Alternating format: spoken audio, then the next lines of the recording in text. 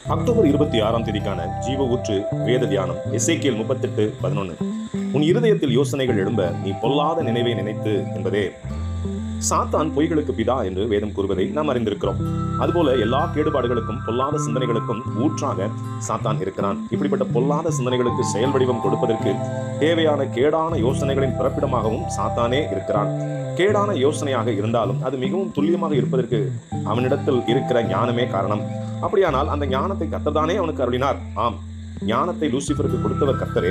கர்த்தர் கொடுத்த ஞானத்தை மாத்திரமல்ல, வரங்களையும் கூட கேடான சிந்தை உடையவர்கள் தவறாகவே பயன்படுத்துவார்கள். உலக மனிதர்களாகிய நாமும் கூட ஞானத்தை கர்த்தரிடம் பெற்றிருந்தும் கேடுபாடான சிந்தையை பிசாசிடம் இருந்து பெற்றிருந்தால் கேடான யோசனைகளே நம்மில் வெளிப்படும். இந்த உலகத்தின் விளையாட்டுகள் முதற்கொண்டு தொழில்துறை வரை எல்லாவற்றிலும் இன்னொரு மனிதனுடைய தோல்வியையே தங்களுடைய வெற்றியாக கருதும் மனப்போக்கே நிலவுகிறது. சக மனிதனை வெல்ல வேண்டும் என்ற மனப்பான்மை திறமைகளை தாண்டி ஜெயிக்க வேண்டும் என்ற எண்ணங்கள் கேடான யோசனைகளை தேடுகிறது.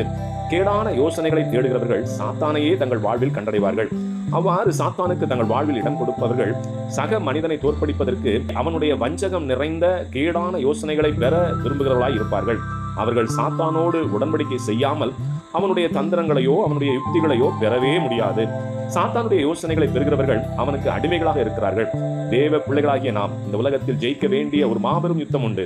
அது ஆவிக்குரிய சத்துருக்களின் சகலவித தந்திரங்களையும் கேடான சூழ்ச்சிகளையும் ஆவியானவருடைய ஆலோசனையோடு முறியடித்து ஜெயிப்பதே இப்பூமியில் நமக்கு நியமிக்கப்பட்டிருக்கிற போராட்டம்.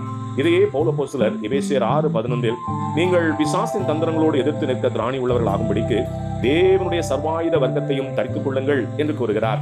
ஆமேன். அல்லேலூயா.